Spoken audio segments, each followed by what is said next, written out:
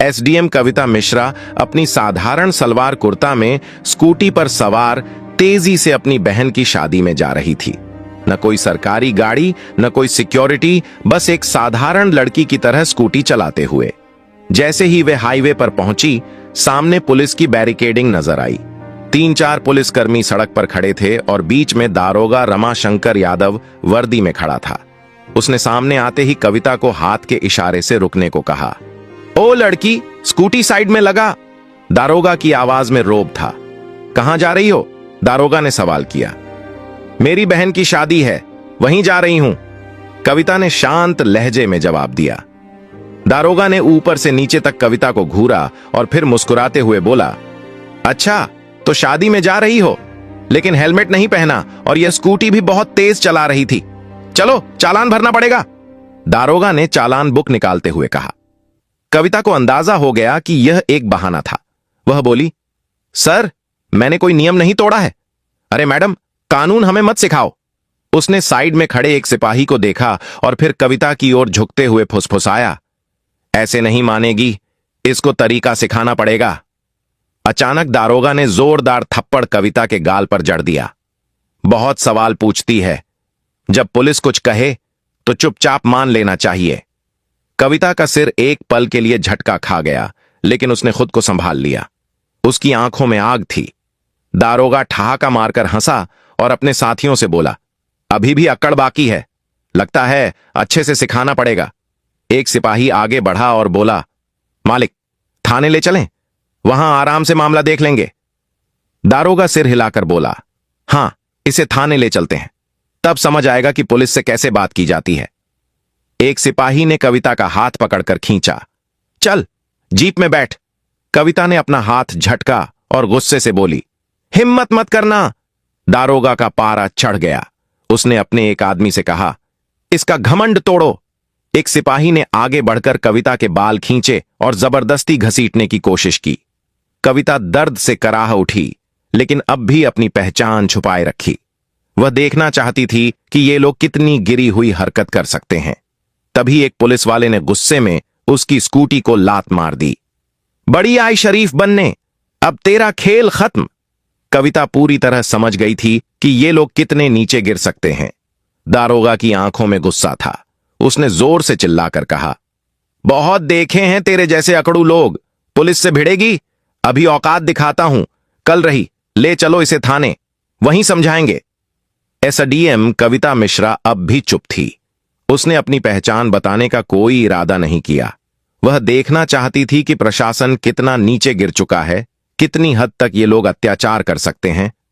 दारोगा रमाशंकर यादव अब झुंझला चुका था।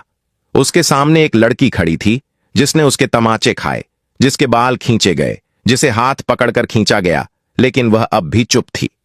दारोगा ने सिपाहियों को घूरते हुए कहा, ले चलो इसे थाने, वहीं देखेंगे इसका क्या करना है। 2 सिपाही कविता के दोनों हाथ पकड़कर घसीटने लगे। छोड़ो मुझे, कविता पहली बार जोर से बोली। दारोगा हंसा, अब जुबान खुली, चल थाने में देखेंगे कितना बोलती है। थाने में घुसते ही दारोगा ने जोर से चिल्लाया, ओए चाय पानी लाओ, एक स्पेशल केस आया है। कविता अब भी शांत थी। वह देख रही थी कि आम जनता के साथ पुलिस कैसा व्यवहार करती है। दारोगा ने अपने जूनियर से फुसफुसाकर कहा, सुन, किसी तरह इस पर कोई केस डाल दो। सिपाही बोला, क्या केस सर? दारोगा हंसा, कोई भी चोरी झेपतराशी, बस अंदर डालना है। कविता सब सुन रही थी, लेकिन अब भी कोई प्रतिक्रिया नहीं दी। दारोगा टेबल पर बैठ गया और कलम घुमाते हुए बोला, नाम बता, घर का पता बता। कविता चुप रही। दारोगा ने फिर से पूछा, नाम क्या है? कविता अब भी चुप रही।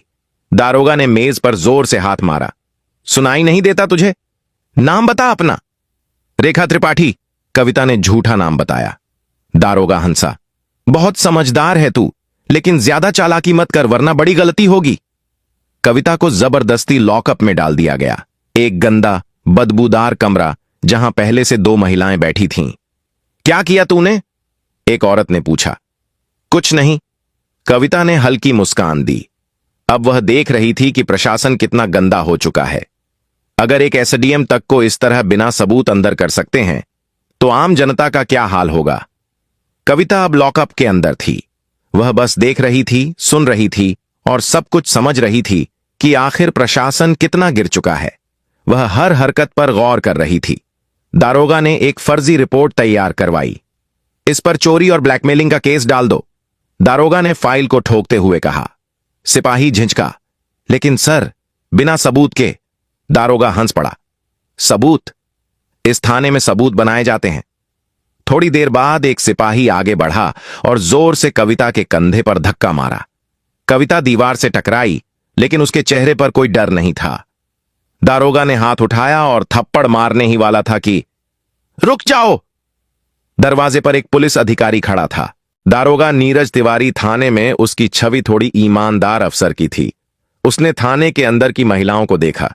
उनकी हालत देखकर उसके माथे पर शिकन आ गई। यह सब क्या हो रहा है?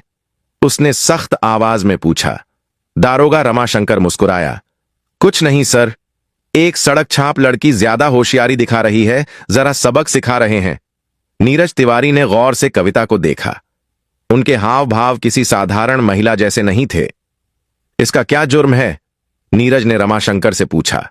रमाशंकर हड़बड़ा गया। सर, इसने चेकिंग के दौरान बदतमीजी की थी। नीरज तिवारी को कुछ गड़बड़ लगी। नीरज ने कविता की तरफ देखा। तुम्हारा नाम क्या है? कविता शांत थी। दारोगा रमाशंकर ने हंसते हुए कहा, सर, यह तो अपने नाम तक नहीं बता रही। नीरज अब पूरी तरह सतर्क हो गया था। ठीक है, इसे दूसरी कोठरी में डालो, उसने सिपाही को आदेश दिया। रमाशंकर हैरान रह गया। सर, लेकिन मैं देखूंगा कि यह कौन है, नीरज तिवारी ने सख्ती से कहा। नीरज तिवारी के आदेश पर कविता को एक दूसरी कोठरी में डाल दिया गया। यह कोठरी पहली से भी ज्यादा अंधेरी और गंदी थी। कविता ने चारों तरफ नजर दौड़ाई। कमरे में एक टूटा हुआ टेबल और एक जंग लगा लोहे का रॉड पड़ा था। कविता अब इस प्रशासन का गंदा चेहरा और गहराई से देख रही थी। यह सिस्टम कितना गिर चुका है। उनका हर मिनट का अनुभव यह साबित कर रहा था कि कानून सिर्फ कागजों में ही था। अचानक एक सिपाही भागते हुए आया। सर, एक बड़ी गाड़ी बाहर खड़ी है। रमाशंकर चौंका। गाड़ी? कौन आया है? सिपाही ने घबराकर कहा। सर, गाड़ी सरकारी है। सिपाही बाहर गया, लेकिन जैसे ही उसने गाड़ी के अंदर झांका, उसकी आंखें फटी रह गईं। सिपाही हड़बड़ाते हुए अंदर आया और धीरे से बोला, सर, वो क्या हुआ? कौन है? रमाशंकर झुंझला उठा। सिपाही ने कांपते हुए कहा, सर, डीएम साहब। रमाशंकर का चेहरा सफेद पड़ गया। नीरज तिवारी भी चौकन्ना हो गया। अब मामला बहुत बड़ा हो चुका था। डीएम साहब ने थाने में कदम रखा। उनकी आंखों में गुस्सा था। उन्होंने रमाशंकर की ओर देखा और कड़क आवाज में पूछा, दारोगा रमाशंकर, क्या चल रहा है यहां? रमाशंकर घबराया हुआ बोला, साहब, कुछ नहीं, बस एक मामूली केस था। डीएम साहब ने टेबल पर पड़ी कविता की फाइल उठाई और ध्यान से पढ़ी। उनका माथा सिकुड़ गया। फिर उन्होंने कविता की ओर देखा। इस महिला पर 420 और ठगी का केस? डीएम साहब की आवाज गूंज उठी। उन्होंने रमाशंकर की ओर देखा। क्या सबूत है तुम्हारे पास? रमाशंकर अब पूरी तरह फंस चुका था। डीएम साहब ने कविता से सीधा सवाल किया, आपका नाम? कविता ने हल्की मुस्कान दी और पहली बार अपना नाम बताया। कविता शुक्ला, एसडीएम। पूरा थाना हक्का बक्का रह गया। रमाशंकर के हाथ पैर कांपने लगे। सारे पुलिस वाले चौंक कर खड़े हो गए। रमाशंकर के पैरों तले जमीन खिसक गई। एसडीएम मैडम, जिसे वह ठग समझकर फर्जी केस में फंसा रहा था, वह खुद एसडीएम निकली। थाने के सारे पुलिसकर्मी सकते में आ गए। डीएम साहब ने घूरते हुए कहा, दारोगा रमाशंकर, तुम्हारी हिम्मत कैसे हुई एसडीएम मैडम पर झूठा केस डालने की? रमाशंकर कुछ बोलने ही वाला था कि नीरज तिवारी ने तेज आवाज में कहा, सर, मैंने पहले ही कहा था कि कुछ गड़बड़ है। अब रमाशंकर अकेला पड़ चुका था। कविता ने अब अपना असली रुख दिखाया। उन्होंने शांत लेकिन सख्त आवाज में कहा, दारोगा रमाशंकर, तुम सस्पेंड हो। तुम्हारे खिलाफ विभागीय जांच होगी और तुम पर केस दर्ज किया जाएगा। रमाशंकर के होश उड़ गए। सारे पुलिसकर्मी अब रमाशंकर से दूरी बनाने लगे। नीरज तिवारी ने तुरंत हवलदार को आदेश दिया, रमाशंकर को हिरासत में लो। जैसे ही हवलदार रमाशंकर को पकड़ने आगे बढ़ा, अचानक रमाशंकर ने जेब से एक कागज निकाला। उसने मुस्कुराते हुए कहा, लेकिन यह देखिए। उसने वह कागज हवा में लहराया। डीएम साहब और एसडीएम कविता ने उसे ध्यान से देखा। रमाशंकर ने ठहाका लगाया, यह रहा मेरा ट्रांसफर ऑर्डर। 3 दिन पहले ही मेरा ट्रांसफर हो चुका है, तो अब आप मुझे सस्पेंड नहीं कर सकती। थाने में फिर से सन्नाटा छा गया। कविता ने कागज अपने हाथ में लिया और गौर से पढ़ा। क्या यह असली है? डीएम साहब ने कड़े स्वर में पूछा। डीएम साहब ने नीरज तिवारी की ओर देखा और बोले, इस कागज की तुरंत जांच करो। अगर यह असली निकला तो भी रमाशंकर का निलंबन रोका नहीं जा सकता। रमाशंकर की हंसी अचानक गायब हो गई, क्योंकि अगर कोई भी सरकारी कर्मचारी ट्रांसफर के बाद भी गलत गतिविधियों में शामिल होता है तो उस पर कार्रवाई की जा सकती है। अब रमाशंकर की हालत बिगड़ने लगी। नीरज तिवारी तुरंत ऑनलाइन सिस्टम में रमाशंकर का रिकॉर्ड चेक करने लगे। नीरज ने सिर उठाया और कहा, सर, यह कागज असली है, लेकिन रमाशंकर ने अभी कार्यभार नहीं सौंपा था। मतलब यह कि रमाशंकर अब भी इस थाने का प्रभारी था और उसी दौरान उसने यह सब किया था। अब कोई भी रमाशंकर को बचा नहीं सकता था। एसडीएम कविता ने सीधी नजर रमाशंकर पर डाली और कहा, अब तुम्हारी असली जगह तुम्हारी अपनी जेल में होगी। गिरफ्तार करो इसे। डीएम साहब ने आदेश दिया। जैसे ही रमाशंकर को गिरफ्तार करने का आदेश हुआ, पूरा थाना हिल गया। रमाशंकर को पहली बार एहसास हुआ कि अब वह बच नहीं सकता, लेकिन अचानक उसने कहा, ठहरिए एसडीएम मैडम, मैं अकेला नहीं हूं। रमाशंकर ने हंसते हुए कहा, मैडम, क्या आपको लगता है कि इस थाने में सिर्फ मैं भ्रष्ट हूं? उसने थाने के बाकी पुलिस वालों की तरफ इशारा किया और कहा, ये सब मेरे साथ हैं। पूरी कड़ियां ऊपर तक जुड़ी हैं। थाने के कुछ पुलिस वाले घबराने लगे। नीरज तिवारी भी चौकन्ने हो गए। एसडीएम कविता ने डीएम साहब की तरफ देखा और कहा, इस पूरे थाने की जांच की जाएगी। अब कोई भी सुरक्षित नहीं है। डीएम साहब ने तुरंत आदेश दिया, एंटी भ्रष्टाचार पुलिस टीम को बुलाया जाए। अब पूरे थाने में हड़कंप मच गया। जैसे ही टीम ने जांच शुरू की, कुछ पुलिस वालों के चेहरे पीले पड़ने लगे। एक हवलदार आगे आया और एसडीएम मैडम के सामने हाथ जोड़कर बोला, मैडम, मुझे माफ कर दीजिए, मैं सिर्फ आदेशों का पालन कर रहा था। तभी अचानक एक पुलिस वाले ने फाइल निकाली और कहा, मैडम, हमारे बड़े साहब भी इसमें शामिल हैं। कौन बड़े साहब? डीएम साहब ने गुस्से में पूछा। पुलिस वाले ने डरते डरते जवाब दिया, एसएसपी साहब। अब पूरा मामला ऊपर तक जुड़ चुका था। थाने में सन्नाटा छा गया।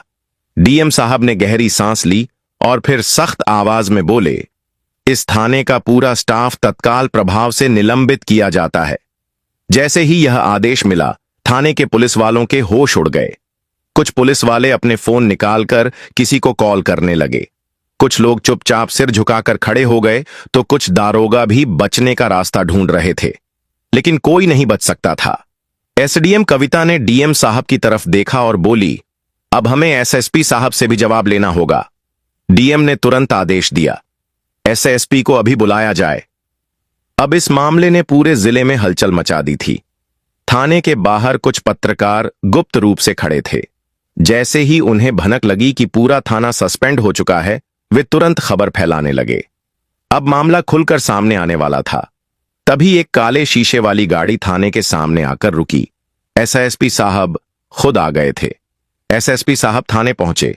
उन्होंने चारों तरफ नजर दौड़ाई। पूरा थाना सस्पेंड हो चुका था। उन्होंने गुस्से में कहा, यह क्या नाटक चल रहा है?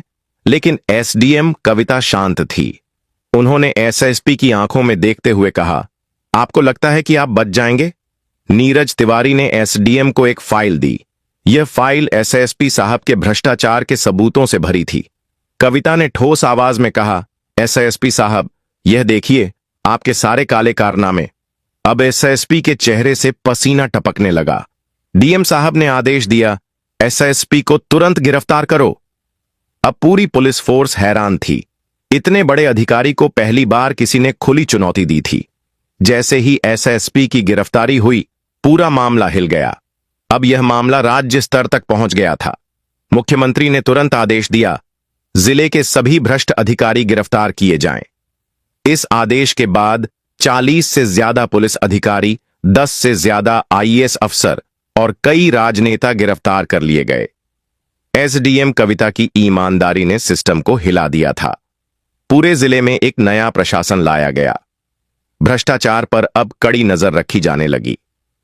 अब एसडीएम कविता का मिशन पूरा हो चुका था। उन्होंने दिखा दिया कि ईमानदारी से पूरा सिस्टम बदला जा सकता है। जय हिंद,